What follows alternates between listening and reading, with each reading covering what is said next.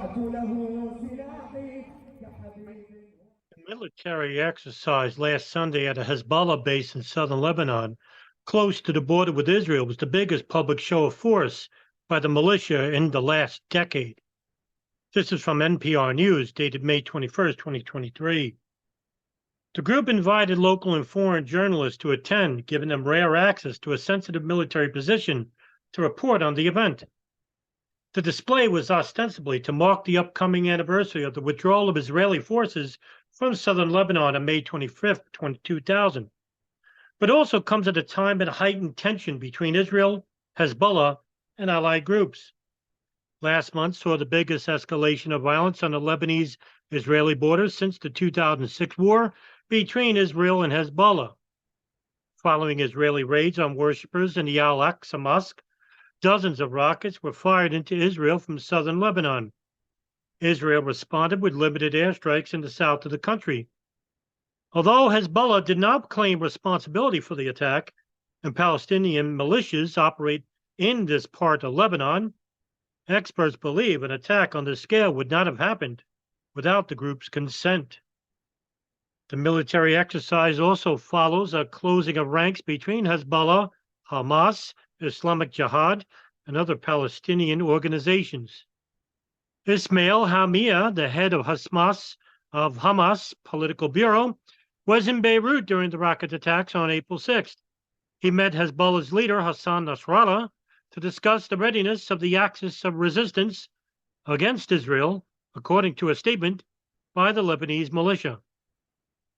While Hezbollah periodically fired rockets into the Golan Heights from neighboring Syria during the war there, it has become cautious about launching attacks from Lebanon. As well as being an armed militia group sponsored by Iran, Hezbollah is now also a major force in Lebanese politics and has in recent years avoided inviting Israeli attacks on the country. Nicholas Blanford, a Lebanon-based expert on the group affiliated with the Atlantic Council, said Hezbollah try to needle the Israelis from time to time, but they are very risk-averse. It's also a means of rallying the support base, specifically the Shia community. It may also be sending subtle messages to Hezbollah's opponents in Lebanon that we are here, we're still a powerful force. In a speech after the exercise, Hashem Sadfrini, the head of the group's executive council, said the show was intended to solidify the balance of deterrence with Israel. Speaking directly to Israeli leaders, he said that faced with any escalation, Hezbollah was ready to respond. He went on to say, "We will cause a very black day of the kind you never imagined."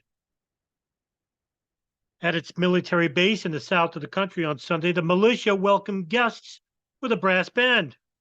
Drones held the Lebanese flag and Hezbollah's distinctive yellow banner suspended overhead. Invitees walked past masked men in military uniforms standing on trucks equipped with rocket launchers before being seated beside the parade ground. For more than an hour and a half, members of the group showed off their skills.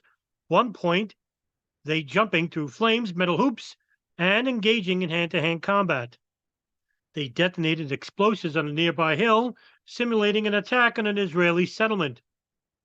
Rockets fired from drones blew up Israeli flags, as amid the live gunfire and plumes of smoke, a group of fighters drove to the hilltop and victoriously planted the Hezbollah flag. And that's the end of the article. Will Israeli attacks on the Shia community in Syria continue without abated attacks from the Hezbollah and Lebanese government? Will Iran proxy forces continue their attacks on Israeli fronts inside the country of Syria? And will Bashar al-Assad, the president of Syria, become stronger ties with the Gulf, who were once avowed enemies, and maybe pressuring Israel to cease their attacks inside the country? This all depends on U.S. backing, which is completely on the side of Israel and tentatively on the side of Saudi Arabia.